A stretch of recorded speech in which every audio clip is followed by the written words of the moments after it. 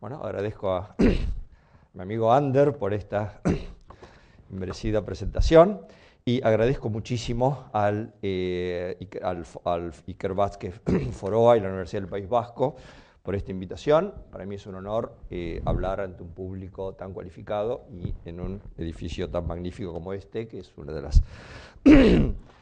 los íconos de la arquitectura contemporánea.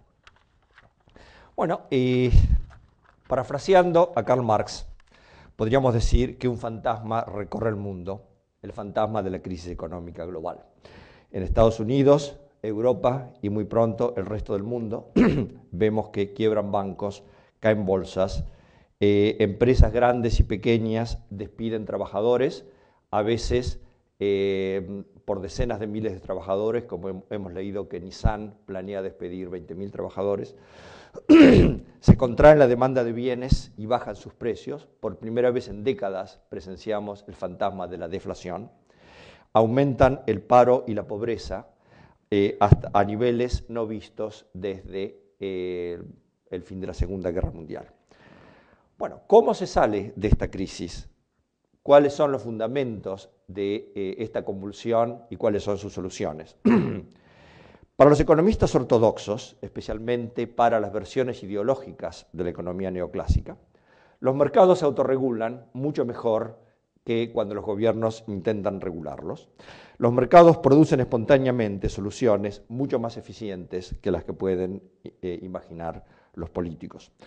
Como lo planteara Friedrich Hayek, el creador de la economía neoclásica, el mecanismo de precios permite a los agentes económicos compartir y sincronizar conocimientos locales y personales y obtener así, mediante la organización colectiva espontánea de los agentes económicos, fines complejos y, a la larga, socialmente beneficiosos. Las crisis, busts, constituyen reajustes necesarios y, desgraciadamente, saludables. Son los mecanismos de reequilibración del sistema. De esta manera, los bancos que hicieron préstamos imprudentes, las empresas que producen bienes para los que no hay demanda, terminarían en este mecanismo de reequilibración siendo castigados por el mercado y se contraerían o desaparecerían. Por otro lado, los agentes económicos más cautelosos, más racionales en última instancia, sobrevivirían y se beneficiarían. El resultado último de este mecanismo espontáneo de reequilibración sería el redespliegue más eficiente de los recursos materiales y humanos de la sociedad. El problema es que este mecanismo, que sin ninguna duda es eficiente al nivel puro de la economía, es intolerable para la sociedad. Implicaría, en el caso de una recesión seria como la que estamos presenciando, la liquidación de capitales y patrimonios, el paro masivo, la ruina de ciudades y regiones deprimidas y la relocalización geográfica forzada del capital y de la fuerza de trabajo. La razón es que existe una contradicción esencial entre mercado y sociedad. Como lo afirmara Karl Polanyi en un libro extraordinario que les aconsejo, que es de lectura obligada en una situación como esta, La Gran Transformación, un libro escrito a principios de la década del 40, pero que es básicamente un análisis de las crisis de los 30, la idea de un mercado autorregulado, y le estoy citando Polanyi, implica, dice él, una oscura utopía.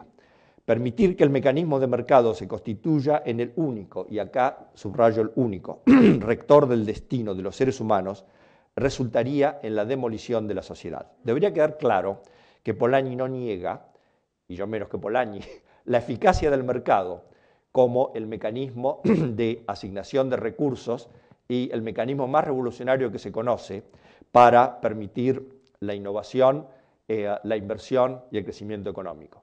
El problema es cómo se controlan las consecuencias sociales del funcionamiento de los mercados en situaciones en las que estas consecuencias sociales son tan traumáticas para la sociedad. En este momento, desde que comenzó la crisis, somos todos keynesianos, y este es un cliché que se escucha todos los días en Estados Unidos.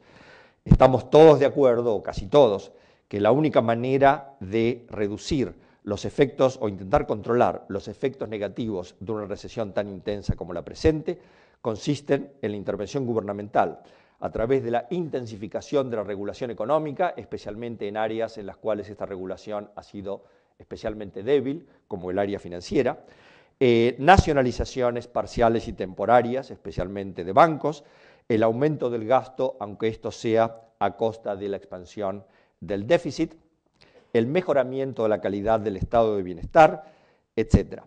O sea, políticas que en gran parte son reñidas, diría yo, no con la ortodoxia económica, sino con la versión más ideológica de la ortodoxia económica. El costo, lo que quiero plantear aquí, y este es realmente el objetivo de mi presentación aquí, es que el costo de no intervenir o de no hacerlo eficazmente excede las consecuencias económicas y sociales a las que me referí anteriormente. En una crisis de este tipo, una recesión tan intensa y global como esta, también está en juego la calidad o inclusive la supervivencia de las instituciones políticas de las sociedades. Voy a referirme con propósitos comparativos a la depresión de los 30, una convulsión económica mucho más intensa que la presente, no porque yo plantee o tema que esta crisis se compare en su intensidad o en sus efectos políticos a la de los 30, sino para usarla como lo que yo llamaría el espejo, o si ustedes quieren, para usar vocabulario más típico de las ciencias sociales, como un tipo ideal contra el cual analizar los procesos que podrían suceder en el momento contemporáneo.